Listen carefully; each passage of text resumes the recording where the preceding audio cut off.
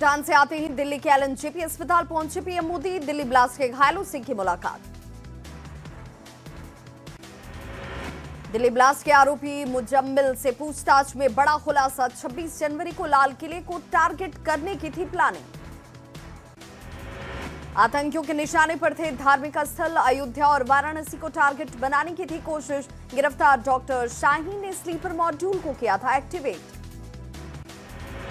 Doctor Parvez Ansari से पूछताछ में बड़ा खुलासा। डॉक्टर्स का ग्रुप 2 साल से जुटा रहा था विस्फोटक। बातचीत के लिए बनाया गया था chatbox group. Delhi blast case में लगातार कार्रवाई जारी। जैश से जुड़े 15 लोगों की गिरफ्तारी। जम्मू कश्मीर, सहारनपुर, लखनऊ और फरीदाबाद से गिरफ्तारी। दिल्ली ब्लास्ट के बाद पीएम मोदी की अध्यक्षता में आज शाम 5:30 बजे सीसीएस की अहम बैठक। गृह मंत्री, रक्षा मंत्री और एनएससी रहेंगे मौजूद।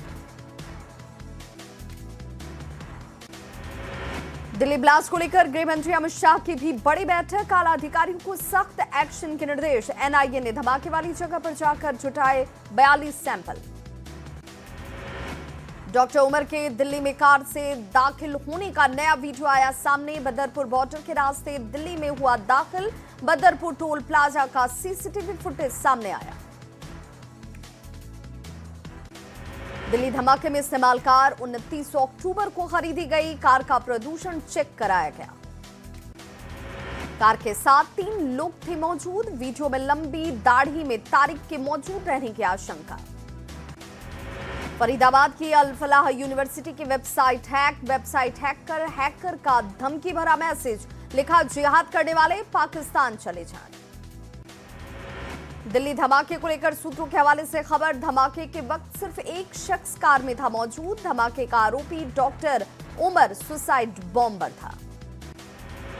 कानपुर के मेडिकल कॉलेज में पुलिस और जांच एजेंसियों ने खंगाले कागजात। लखनऊ से गिरफ्तार शाहीन पहले यहीं पर मेडिकल कॉलेज में कर रही थी नौकरी। लखनऊ में डॉक्टर शाहीन के घर पर छापेमारी। लालबाग के कंधारी बाजार स्थित घर में Jammu Kashmir police, UP ATS और लखनऊ पुलिस की छापेमारी। कानपुर के जीएसवीएम मेडिकल कॉलेज में लेक्चरार्थी डॉक्टर शाहीन यूपीएससी की परीक्षा क्रैक कर हासिल की थी नौकरी। लखनऊ की रहने वाली आतंकी डॉक्टर शाहीन के भाई डॉक्टर परवेज पुलिस की हिरासत में। धमाके को लेकर की जा रही है पूछताछ। विदायन हमला नहीं था दिल्ली का धमाका। सूत्रों के हवाले से खबर। प्लानिंग नहीं, पैनिक में हुआ आतंकी से ब्लास्ट। पूरी तरह से तैयार नहीं था वक्त। दिल्ली धमाके में कार को लेकर नया खुलासा। डॉक्टर उमर विदेश में बैठे हैंडलर के संपर्क में था। सुरक्षा एजेंसियों ने हैंडलर की पहचान की। धमाके वाले दिन i20 कार 2:30 पर कनॉट प्लेस में हुई थी दाखिल। डॉक्टर उमर कार लेकर दिल्ली के कनॉट प्लेस पहुंचा था। कार मयूर विहार इलाके में भी सीसीटीवी कैमरे में आई थी नजर। दिल्ली कार ब्लास्ट का सीसीटीवी फुटेज आया सामने। 10 नवंबर को 6:50 पर हुआ था ब्लास्ट। जांच के लिए एनआईए की 10 सदस्यीय टीम का हुआ गठन। दिल्ली धमाके में इस्तेमाल कार को लेकर बड़ा खुलासा। अल फलाह मेडिकल कॉलेज के परिसर में 11 दिनों तक खड़ी थी ये कार। दिल्ली धमाके में गाजियाबाद के लोनी का एक युवक भी घायल। धमाके के वक्त वो जामा मस्जिद के नीचे मीना बाजार में था मौजूद। पुराने लखनऊ में पुलिस का फ्लैग मार्च। एंटी राइट उपकरणों, असलहों के साथ पुलिस का flag march. Police, PAC, QRT ने मिलकर किया फ्लैग मार्च।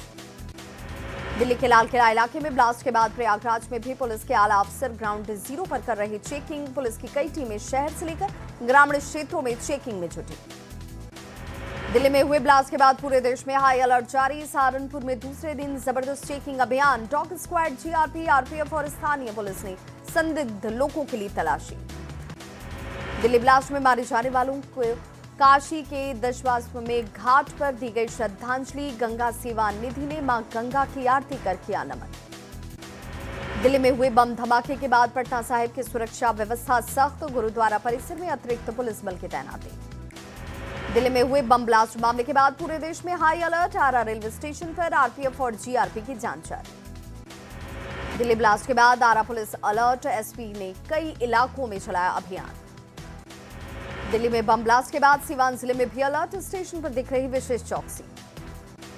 दिल्ली में बम धमाके के बाद किशनगंज में अलर्ट। संवेदनशील इलाकों में रखी जा रही पैनी नजर। दिल्ली में धमाके के बाद हरिद्वार जिले के बॉर्डर इलाकों में चेकिंग अभियान। यूपी के सिटी बॉर्डर, नारसन, मडावर और काली नदी सहित कई जगहों पर चल रहा विशेष अभियान। हरिद्वार में भी पुलिस का चेकिंग अभियान। पुलिस ने मुख्य चौक चौराहों पर वाहनों की चेकिंग के अलावा होटल, धर्मशाला में भी रिकॉर्ड्स को खंगाले। दिल्ली बम धमाके को देखते हुए बद्रीनाथ धाम की बढ़ा दी गई सुरक्षा। बद्रीनाथ धाम समेत गोपीनाथ मंदिर, नृसिंह मंदिर और आदि बद्री मंदिर जैसे बड़े धार्मिक स्थलों को लेकर खास अलर्ट। मुख्यमंत्री नीतीश कुमार चुनाव परिणामों के पहले भक्ति में डूबे नजर आए। महावीर मंदिर में की पूजा अर्चना। सीएम नीतीश कुमार ने पटना साहिब गुरुद्वारे में जाकर टेका मत्था। हाईकोर्ट मजार में चादर पोशी भी की। तेजस्वी यादव ने एग्जिट पोल को किया खारिज। कहा सारे आंकड़े झूठे, 14 को नतीजे, 18 नवंबर को होगा शपथ ग्रहण। बीजेपी ने बताया ख्वाब। बिहार विधानसभा चुनाव को लेकर बीजेपी सांसद राजू प्रताप रूडी का बड़ा बयान। चुनाव नरेंद्र मोदी और राहुल गांधी, नीतीश कुमार और लालू यादव के बीच था। मेगा एग्जिट पोल से गदगद हुए एनडीए के नेता। पटना में लड्डू, गाजा और खाजा बनना शुरू। अनंत सिंह के यहां भी बड़े भोज की तैयारी। मेगा एग्जिट पोल से गदगद जेडीयू के सोशल मीडिया पर पोस्ट। सिर्फ 2 दिन का इंतजार, फिर से एनडीए सरकार। मोकामा में जेडीयू उम्मीदवार अनंत सिंह के समर्थकों में अभी से ही जश्न का माहौल। बड़े भोज की है तैयारी। केंद्रीय मंत्री गिरिराज सिंह का बयान। इस बार 2010 से भी बड़ी होगी जीत। गुजरात के बाद ये दूसरी सरकार है जहां जनता में सरकार के खिलाफ आक्रोश नहीं है। बीजेपी प्रदेश अध्यक्ष दिलीप जायसवाल ने कहा बिहार के मतदाताओं के अंदर एनडीए सरकार को लेकर एक विश्वास जगा है। जेडीयू नेता नीरज कुमार बोले एग्जिट पोल को लेकर कोई दावा नहीं, लेकिन मतदाताओं के रुझान से एनडीए की सरकार बननी तय। केंद्रीय गृह राज्य मंत्री नित्यानंद राय का बयान। जनता की जो आवाज है वो एनडीए सरकार की लहर है, यही एग्जिट पोल में दिखाया जा रहा है। एग्जिट पोल पर उप मुख्यमंत्री विजय सिन्हा का बयान। जनता का नीतीश कुमार पर विश्वास। नीतीश कुमार को बिहार के भविष्य को बनाने के लिए एक बार फिर से मौका दिया बिहार की जनता ने। एग्जिट पोल पर बीजेपी नेता गुरु प्रकाश पासवान का बयान। 2/3 से अधिक बहुमत से एनडीए की सरकार बनने जा रही। बीजेपी नेता बृजभूषण शरण सिंह का राहुल गांधी पर पलटवार। कहा कांग्रेस के प्रचारक नहीं बल्कि बीजेपी के सुपरस्टार प्रचारक। उप मुख्यमंत्री विजय कुमार सिन्हा का एग्जिट पोल को लेकर बड़ा दावा। कहा 14 तारीख को एक बार फिर से एनडीए की डबल इंजन वाली सरकार बनने जा रही है।